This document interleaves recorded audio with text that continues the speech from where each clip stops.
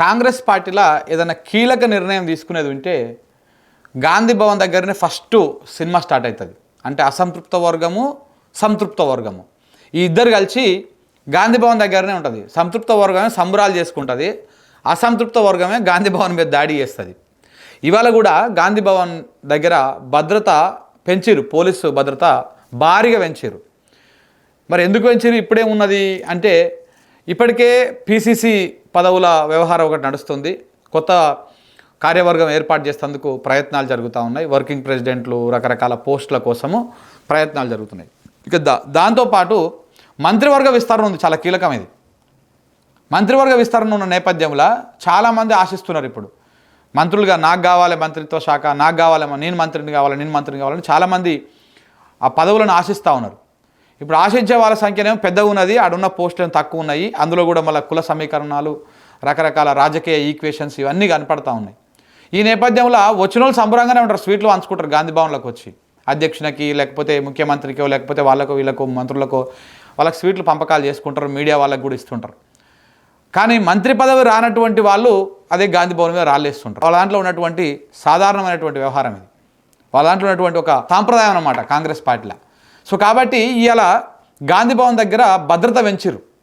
ఎందుకంటే క్యాబినెట్ విస్తరణ ఉన్నది. మరి ఎవరికి మంత్రి పదవులు వస్తున్నాయి, ఎవరికి మంత్రి పదవులు రావు? మంత్రుల కోసమే అదా, లేకపోతే ఇంకేమన్నా కీలకమైనటువంటి మార్పులు చేర్పులు జరగబోతా ఉన్నాయా? ఎందుకంటే ఇప్పటికే మన జూన్ 2 తారీఖు నాడే క్యాబినెట్ విస్తరణ ఉంటుంది అని చెప్పారు. కానీ జూన్ 2 అయిపోయింది కానీ ఎలాంటి ఉలుకు లేదు, పలుకు లేదు కాంగ్రెస్ పార్టీలో. మళ్ళీ ఇప్పుడు ఇప్పుడే లేటెస్ట్గా అందుతున్నటువంటి సమాచారం ఏంది, గాంధీ భవన్ దగ్గర భద్రత పెంచుతున్నారు అని చెప్పేసి. అంటే ఉట్టి మంత్రులు ప్రమాణ స్వీకారం ఉంటేనే, లేదా కొత్త మంత్రులు వస్తేనే పెంచుతున్నారా, లేకపోతే ఇంకేమన్నా కీలక పొజిషన్ ఏమైనా మారబోతా ఉందా? ఇది కూడా చర్చ నడుస్తూ ఉంది. నిన్ననే మనం మాట్లాడుకున్నాం కూడా. భయంగా ఉన్నాడు రేవంత్ రెడ్డి, చాలా భయంతో ఉన్నాడు. ఎందుకంటే ఆయన ముఖ్యమంత్రి పదవి ఉంటుందా పోతుందా అనేది ఒక భయము, దాంతోపాటు తనకు అనుకూలమైనటువంటి వ్యక్తులు క్యాబినెట్లోకి వస్తారా రారా అనేది ఇంకో భయము. ఎందుకంటే ఆయన దగ్గర ఇప్పుడు 4 శాఖలు ఉన్నాయి. ఒకటి ముఖ్యమంత్రి ఆయననే, హోంశాఖ మంత్రి ఆయననే, విద్యాశాఖ మంత్రి ఆయననే, మున్సిపల్ శాఖ మంత్రి ఆయనే. 4 ఉన్నాయి ఆయన దగ్గర. ఇంకా గినులు అవన్నీ కూడా ఆయన దగ్గరనే ఉన్నాయి. కీలకమైనటువంటి పైసలు బాగా బగ్గా వచ్చేటువంటి శాఖలన్నీ కూడా రేవంత్ రెడ్డి గారి దగ్గరనే ఉన్నాయి. మరి ఈ శాఖలకు వేరే వాళ్ళు ఎవరు వస్తారు, ఎవరు వస్తే ఈయనకి ఎట్లా అనుకూలంగా ఉంటారు?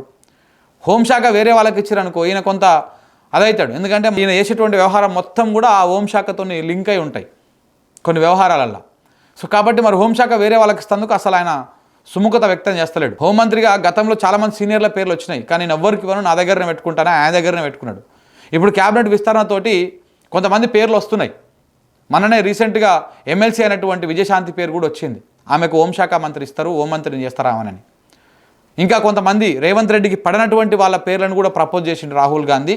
సో కాబట్టి వాళ్ళు మంత్రులు అయ్యేటువంటి అవకాశం ఉందని చెప్పేసి కూడా అయ్యింది. ఈ నేపథ్యంలోనే రేవంత్ రెడ్డి మొన్న ఢిల్లీకి పోయినప్పుడు నీతి ఆయోగ్ మీటింగు, మోడీతో మీటింగు తర్వాత 2 రోజులు ఢిల్లీలో పడిగాపులు కాసినా కానీ రాహుల్ గాంధీ అపాయింట్మెంట్ ఇవ్వకపోవడంతో ఒక నిరుత్సాహంతో ఇక్కడికి వచ్చిండు. అయితే వచ్చే ముందు రాహుల్ గాంధీ ఒక 6 పేర్లని సజెస్ట్ చేసినట్ట, వీళ్ళకి మంత్రి పదవులు ఇవ్వాలని. ఆ 6 ఇంట్లలో 4 పేర్లు ఈయనకు నచ్చని పేర్లు ఉన్నాయి. ఈయనకు వాటి మీద ఇంట్రెస్ట్ లేదు, ఆ పేర్ల మీద అంటే వాళ్ళ మీద. ఈయన వేరే వాళ్ళని ప్రపోజ్ చేస్తే అవి తీసుకుపోయి శతపట్లు వేసి పడేసిరంట.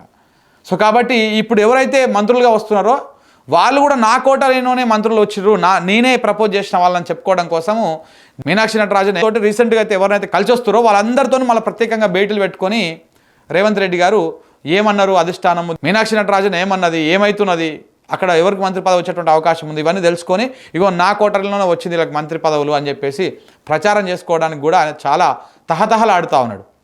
మరి చూడాలి ఎట్లా ఉంటుంది. మరి ఇప్పుడు ఆ గాంధీ భవన్ దగ్గర భద్రత పెంపు, మొన్న మీనాక్షి నటరాజన్తో వరుస భేటీలు, ఆ భేటీ అయిన వాళ్ళతో వచ్చినాక రేవంత్ రెడ్డి భేటీలు. మరి ముఖ్యమంత్రినే మారుస్తారా, లేకపోతే మంత్రులను మారుస్తుర్రా, కొత్త వాళ్ళు వస్తుర్రా, పాత వాళ్ళకు ఎవరికైనా ఉద్వాసన ఉందా, ఉద్వాసన ఉంటే వాళ్ళు ఏమైనా దాడులు చేస్తారని భయపడుతున్నారా?